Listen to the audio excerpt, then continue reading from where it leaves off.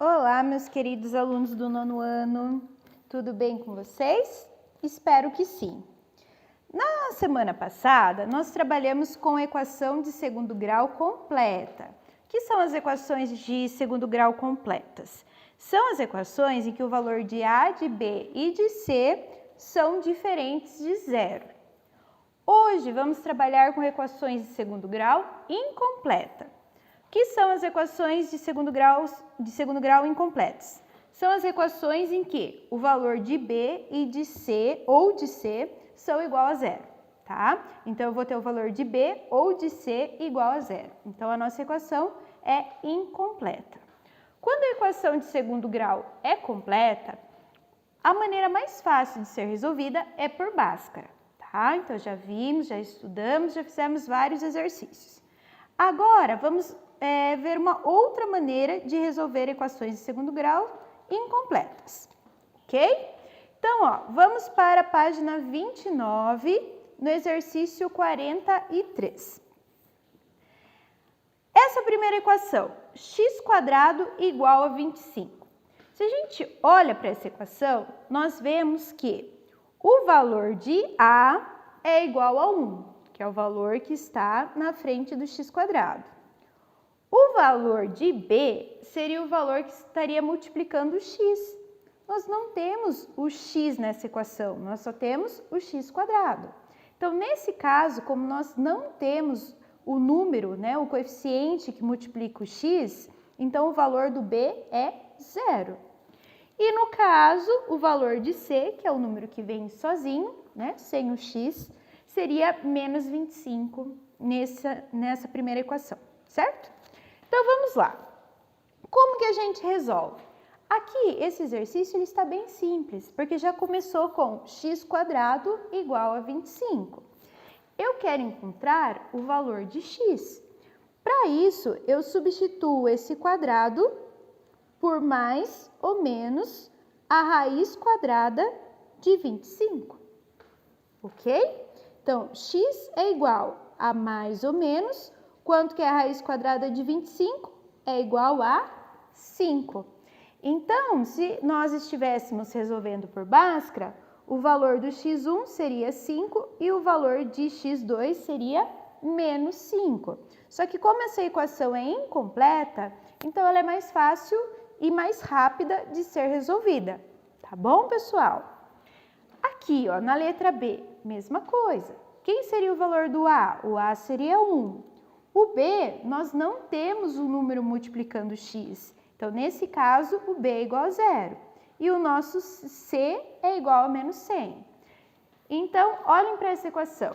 X² menos 100 igual a zero. Primeira coisa, eu vou isolar o x². Então, x² igual.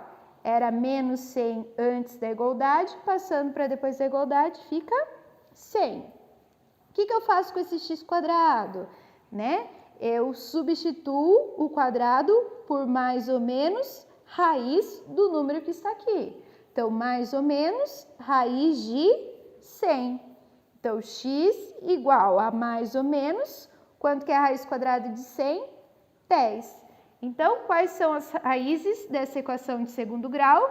É 10 e menos 10. É como o valor de x1 é 10 e o valor de x2 é menos 10. Tranquilo, pessoal? A letra C é um pouquinho mais elaborada, mas começa da mesma maneira. Vamos começar isolando o x². Então, fica como? 5x² igual. Era menos 45, vai passar 45. Eu quero o valor de x, só que aqui eu tenho 5x². Então, primeira coisa, deixar o x² igual o 45.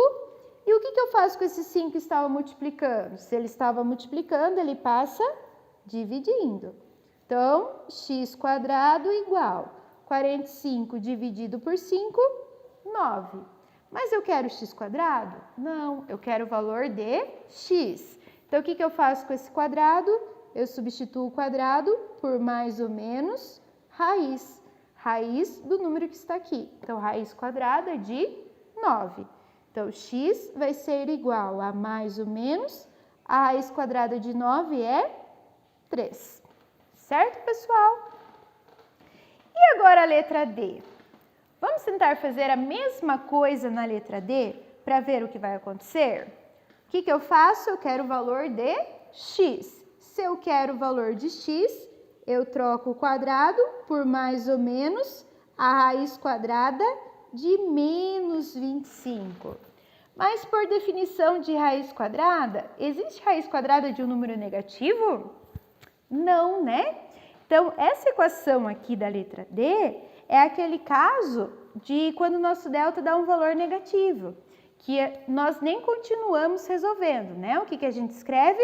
Que essa equação não possui raízes reais, certo? Então, nesse caso da letra D, essa equação não possui raízes reais. Então, sempre que acontecer isso, sempre que eu tenho uma raiz quadrada de um número negativo, eu não consigo resolver.